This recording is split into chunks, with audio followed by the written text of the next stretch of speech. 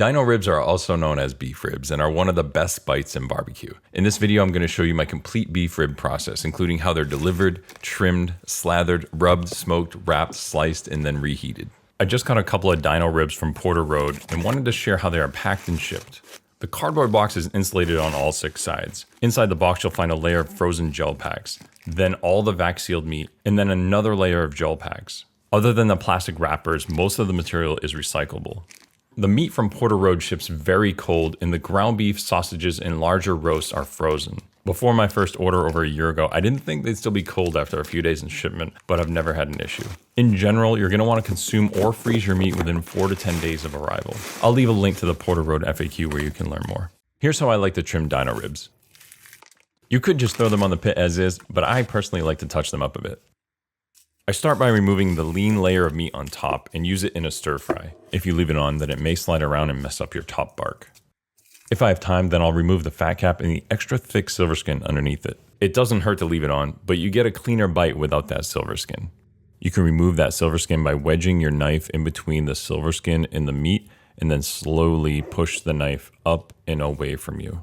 I then inspect the whole thing and clean up any loose or hanging bits. You definitely want to leave the bone side membrane on because that's what keeps everything together as it smokes. I used to score the membrane thinking some of the rub would get up in there, but now I just leave it alone because I don't want any of the rendered fat to leach out through the score marks as it smokes. I used to round off the corners as well, but stopped doing that because it doesn't really make a difference. And of course, I save the fat trimmings and render it down into tallow, and any meat trimmings are used in stir fries or stews. Nothing goes to waste. Let's learn about Dino rib binders. I like to apply a binder to Dino ribs to add a little extra flavor and to help the rub stick to it. You definitely don't need a binder if your meat's already tacky. And if you don't want to use a binder, you can just rub your meat a little bit to make it more tacky. But personally, I like to use a binder. I look at it as an opportunity to build another layer of flavor into the meat, and it's fun to get creative with it. The simplest binder you can use is just water. It achieves the goal of helping the rub stick to the meat, but it doesn't add any additional flavor. You could also use a neutral oil, but keep in mind, that may tend to build a barrier which your smoke can't penetrate and may add some off flavors. For Dino ribs, I've used Worcester sauce for a pure umami flavor. I've also used just plain old yellow mustard for a little tangy flavor. Some people like to mix in pickle juice with the yellow mustard to help it spread more easily. But lately I've been getting a little more creative and created a custom binder with yellow mustard, sriracha, and a splash of Worcester sauce to add umami and thin it out a little. Ultimately, it's your meat and your taste buds and your process, so do what makes sense for you and have some fun with it. Today we're rubbing down these beautiful Dino ribs from Porter Road with a homemade rub. I like to keep it simple with kosher salt, coarse ground black pepper, and granulated garlic, also known as SPG for salt, pepper, garlic, but feel free to add any other ingredients you like. For this rub, I'm going with equal parts salt and pepper by weight, and then half part granulated garlic. That's 30 grams of salt, 30 grams of pepper, and 15 grams of garlic. I personally like to weigh my rub ingredients because I want to be able to easily replicate the rub and scale it up or down. Also, every brand of each ingredient has different granule sizes. So when you go by weight, the recipe will work regardless of the coarseness of your ingredients. For example, 1 gram of salt will always be 1 gram of salt by weight, but 1 cup of my salt could be drastically different from the 1 cup of salt that you have on hand. I like coarse ground ingredients because they all come out of the shaker consistently when applying the rub. If your salt is too finely grained, then it would come out of the bottle first and could cause you to have overly salty spots on your meat. Just like with your binder, feel free to experiment with homemade rub flavors. Be creative and make it your own.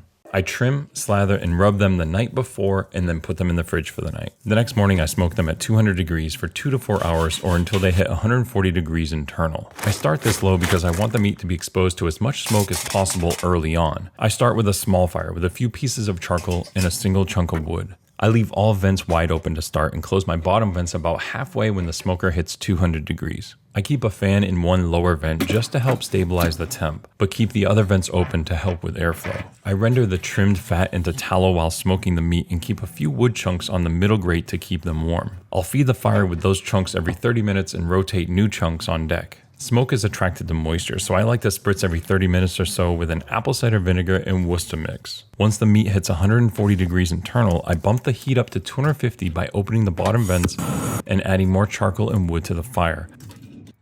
and now that I'm happy with the bark, it's time to wrap them and finish the cook. The internal temp is around 180 degrees, but I know when to wrap by how dark the bark is. I only wrap to stop the bark from getting any darker. Wrapping is optional. If your bark isn't getting as dark as you like it, then don't wrap. Sometimes I won't wrap until it's completely cooked because the bark wasn't dark enough. I usually like to wrap in butcher paper instead of foil because paper allows the meat to breathe and foil will steam it. I'm using one long sheet of 24-inch pink butcher paper. You could also use 2 overlapping sheets of 18-inch paper. I spritz the paper with water to make it more pliable. I place the ribs meat side up about 1 foot from the short edge. I like to put tallow on top to help tenderize the meat for the remainder of the cook. I then fold the paper over the top, fold over each side, and then crease the long edges. I then flip the ribs so they are now meat side down. I fold the remaining paper down from the top and then flip the ribs one more time so they are now meat side up. I usually finish the cook in the oven at 275 degrees until they are probe tender, right around 200 degrees. Feel free to put them back on the smoker if you want to continue to manage the fire there.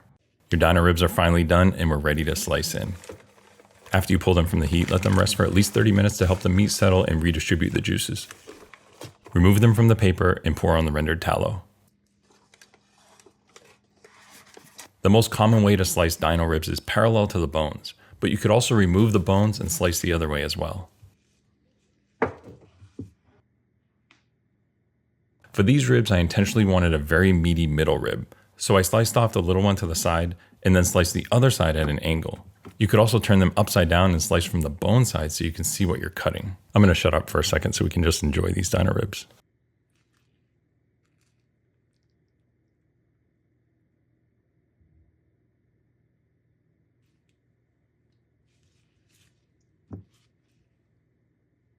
They turned out wicked good. Some of the most flavorful, juicy, and tender dino ribs I've ever had. Definitely one of the best bites in barbecue.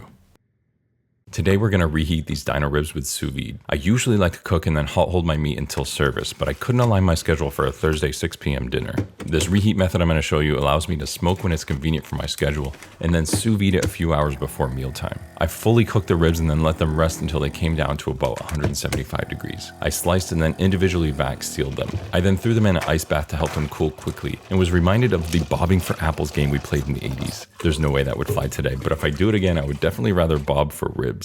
After they chilled for a few hours, I put them in the fridge for a few days. Dinner was at 6, so I started the sous vide at 2 p.m. I jump-started the sous vide with some very hot tap water. My initial target water temp is 185 because the temp will drop when I add the cold ribs. I then set the sous vide to 165 and let them sit for 3.5 hours. I didn't want to mess with the water in the bags at dinner time, so I removed them from the bath in bags, wrapped them in butcher paper, and then kept them warm in the oven until our guests arrived. This process is a bit more work than smoking and hot holding, but it worked out great for my schedule. And we got to serve some wicked good ribs for our friends.